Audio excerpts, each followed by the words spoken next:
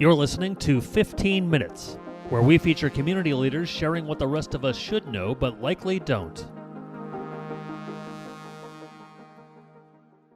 Hi, Chad Franzen here, one of the hosts of Share Your Voice, where we talk with top-notch law firms and lawyers about what it takes to grow a successful law practice. This episode is brought to you by Gladiator Law Marketing, delivering tailor-made services to help you accomplish your objectives and maximize your growth potential. To have a successful marketing campaign and make sure you're getting the best ROI, your firm needs to have a better website and better content. Gladiator Law Marketing uses artificial intelligence, machine learning, and decades of experience to outperform the competition. To learn more, go to gladiatorlawmarketing.com, where you can schedule a free marketing consultation. My guest today is Brad Schweiger, a partner at Richter Phillips LLP, focusing on family law litigation and mediation. Brad earned a Bachelor of Science in Psychology from the University of Wisconsin-Whitewater and graduated from the University of Illinois Chicago School of Law. He is a member of the State Bar of Wisconsin, Illinois Bar Association, and Dane County Bar Association. Brad is added in various legal associations and programs, such as the Dane County Family Law Attorneys Group and the Dane County Bar Case Mediation Program. Outside of work, he enjoys spending time with his family, playing soccer, hiking, and traveling. Brad, great to have you here today. How are you? I'm doing well, Chad. Thanks for having me. Yeah, thank you. Hey, tell me if you could, as we get started, you majored in psychology when you were at Wisconsin. Scott, how has that helped you, if at all, in your legal career?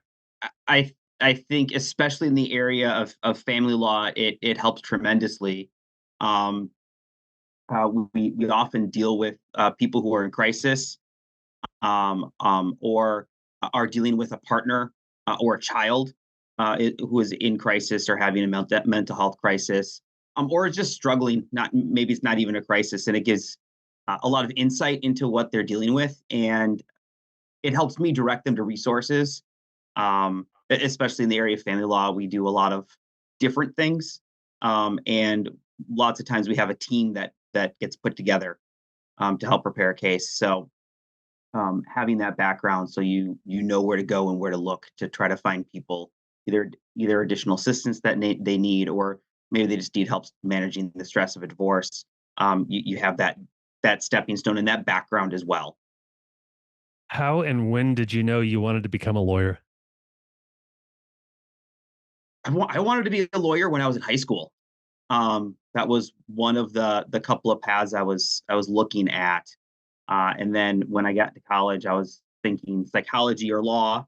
And as I got closer and closer to graduation, I knew I wanted to do psychology lesser and less as a practice, and looked at the laws as something I wanted to do more seriously. What was it about psychology that became less and less appealing? Probably the statistics. Hmm. Really? Yeah, I can see that. I can see that. So you, how did you kind of, you went to law school. How did you kind of journey into the legal industry then? Well, went to law school, and then I graduated in a down market and ended up practicing family law, and um, really kind of just fell into it. That was not my aim to do family law, but then I took to it, and I just kind of stuck with it, and I really started to understand and appreciate this area of practice, and continue to do it, and been doing it for 15 years now. So I must like something about it. Yeah, yeah, that's great. So, you graduated from school in Wisconsin. Did you in Illinois the entire time as an attorney, or did you also work in Wisconsin? Yeah, I started my practice in Illinois. So I graduated law school in 2008, Hmm. um, and then moved back to Wisconsin in 2011. And what was And the that reason was for that? the reason was my fiance at the time postdoc. What's that? Say that again. Oh, postdoc. The reason was my fiance at the time, my now wife, her postdoc brought Oh, me okay. back to my native Wisconsin, um, and we put down roots here. So we've been here since uh, 2011. Okay. Yeah, sounds good. Yeah.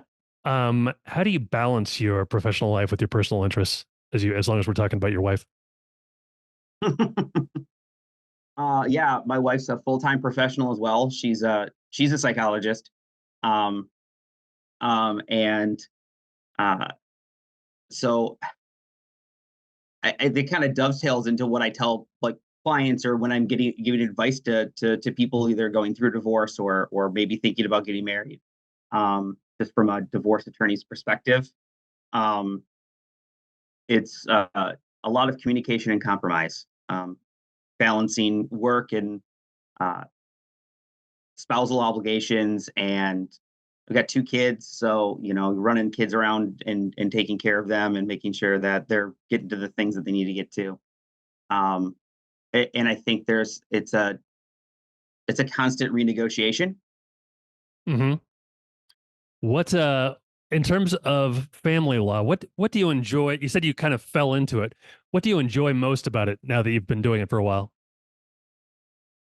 Really, the variety, and the personal approach that leads to the best outcomes. I think, and just helping people when they're coming through. And it's the research indicates that getting a divorce and really separating from any long-term relationship, I think, is one of the top three most stressful times in someone's life.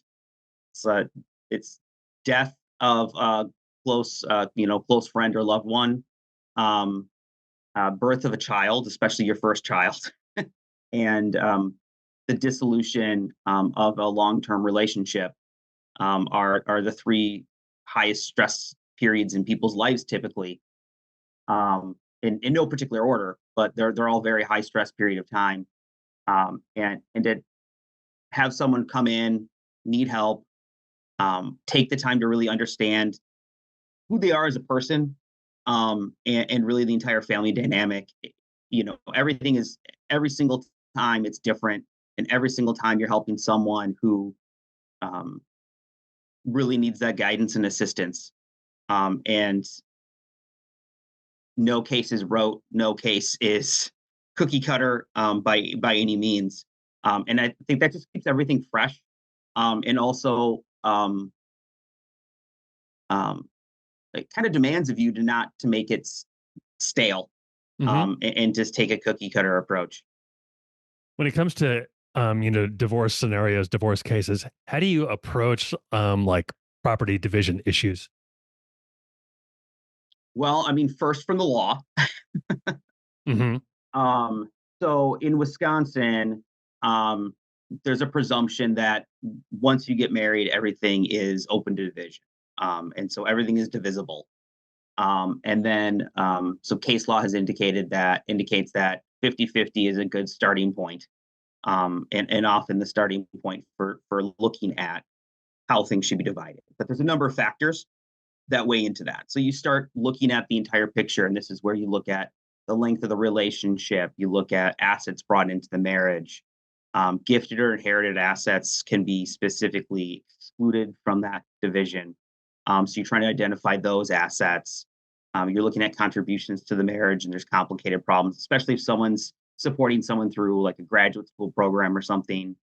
Um, if one of the parties stayed at home and didn't forewent a career or put the career on pause, um, in order to raise children.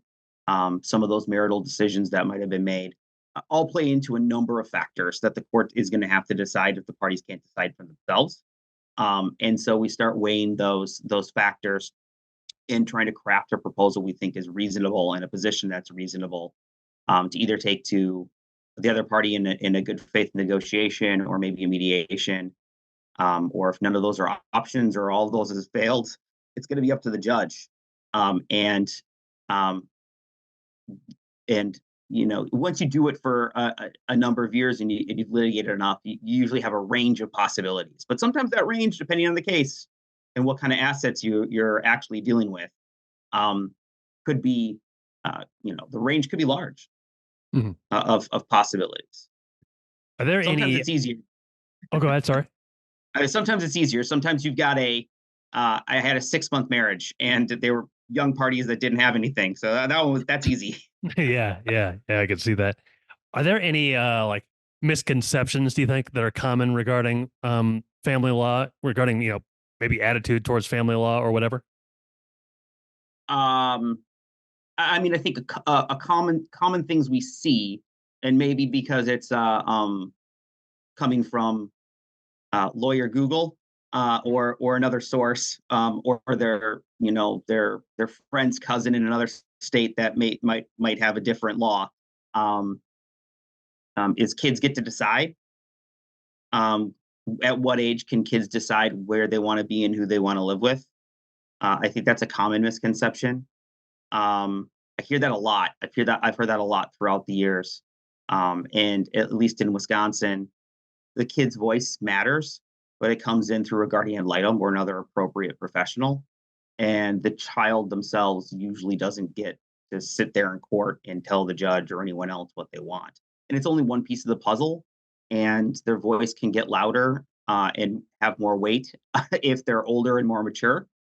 Hmm. Um, but that's not always the case because there's a lot of really immature 17-year-olds that are making really poor decisions for themselves in life. And then maybe that doesn't. So it's very, very fact specific. Just because your kid reaches a certain age doesn't mean they get to decide. And I think that's one of the biggest things. Also, like marital property, that this is like a marital property state, Hmm. um, is a little bit of a misconception. Wisconsin has a presumption of division, but it's not necessarily that. Well, it's a marital property state, so it's just going to be automatically 50-50. It's not the case. If it was just 50-50, lawyers wouldn't need to exist to litigate these things How do you handle child custody and placement disputes? carefully. Um, um, well, first, um, first to see if there's any agreements. Do the parties agree on anything? Sometimes they do, and that's always nice if the parents really know what they want to do.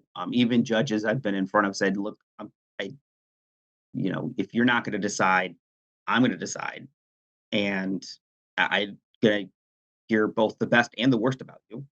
And I'm only going to see you. I'm only going to meet you for a handful of hours, probably, and I don't know you or your family, and you know you and your family."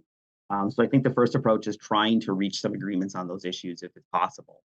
And the courts have certain tools that the parties can agree. There's mandatory mediation in Wisconsin, absent some exceptions, like if there's domestic violence. Um, and um, you can work with guardian litems, which is an attorney that specifically um, is appointed to represent best interest of kids. Hmm. I do guardian litem work, as does my partner Ashley Richter. Um, and The guardian litem will do an investigation and talk to all relevant people, maybe some collateral sources. If parties really can't reach an agreement, there could be some custody studies where a social worker through family court services or private custody studies can be done, where you get typically a social worker or another appropriate professional doing an investigation. They really do a deep dive on family history and What kids. inspired you to become a guardian litem? Well, it was something I wanted to do for a number of years. My prior firm, I wasn't allowed to do it. And so when I transitioned to Richter and Phillips in August of 21, um, it was an opportunity, and my partners encouraged me to do it. And it's something I really wanted to do because it really is the role in family court that you're working right for the kids. And I think it's a really important role. Um, and it always seems like um, there's a need for strong voices in the courtroom for kids.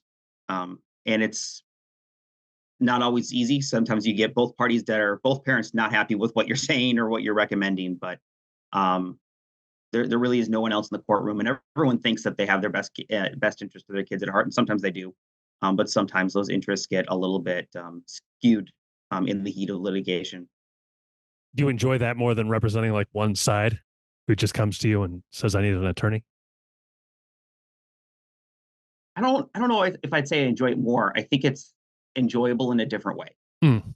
Um, like it comes with its own stressors too, because I've taken and I've done like juvenile like restraining order, or what we would call injunction matters.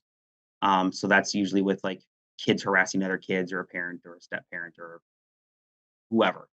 Um, Maybe harassing or abusing a kid, and those are difficult and usually hard facts. And usually kids that are just in a bad situation. So there's a certain amount of stress that comes with that. Um, but knowing that you're fighting, fighting for the kid's best interests, and looking at it from maybe a little different way than you would look at a case if you're wearing your advocacy hat for one of the parents, or any Hmm. other parties, um, is enjoyable, and also I think gives just a litigator just a different perspective once Hmm. you do a couple of those. Sure, I bet. Um, How do you how do you keep from I'm sure there's a lot of like high emotions involved in a lot of these situations with clients or with the people involved, family matters, things like that. How do you kind mhm. of avoid getting overwhelmed by that yourself? I think it's important to take appropriate breaks. Um, and if you feel yourself getting like too emotionally invested, you need to put that file down, and you need to walk away for a little bit and come back. I think it's really, really easy also to get wrapped up in the parties' arguments.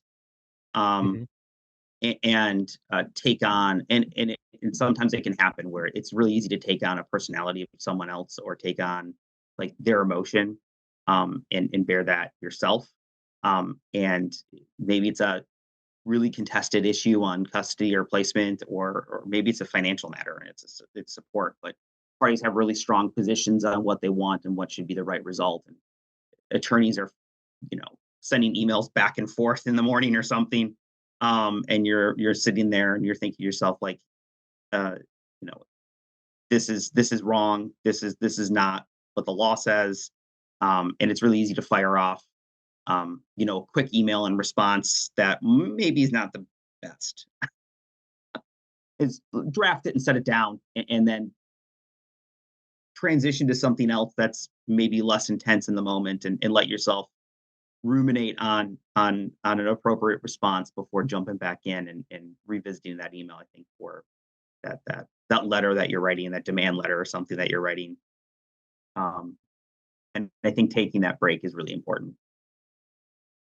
Is when you approach complex division issues like retirement and business divisions, do you have to take a completely different attitude or approach than you would with divorce or something like that? They tend to be less emotionally charged, but sometimes Hmm. they are very emotionally charged. Um, Especially if it's a longer term marriage, and someone's taking a position that there should be a very heavily weighted division in one party's favor or something. Um, but I think, I mean, the approach is first is just information gathering. So some of that is a lot more less emotional, kind of just like what's the cold hard facts, and once we have the facts, then we can develop a position. Um, um, but I think those those issues tend to be kind of like financial. Those financial issues are, uh, I think, you're first dealing with the analytical, and then you're getting maybe to the root of the emotional. I think in custody and placement issues, you're dealing with sometimes the emotional first, Hmm. because it comes in charged usually, and the financial division. I think you think about it analytically first, and then if someone's really taking a position, you just like on the page doesn't make sense, then you can be like, well, what's behind this now? Like, why? Like, why does the sofa matter so much, or why does this account or asset, like, why do they care so much about that particular asset? And maybe it was, that's the couch we got when you know we first got married, or that's the couch that whatever it is.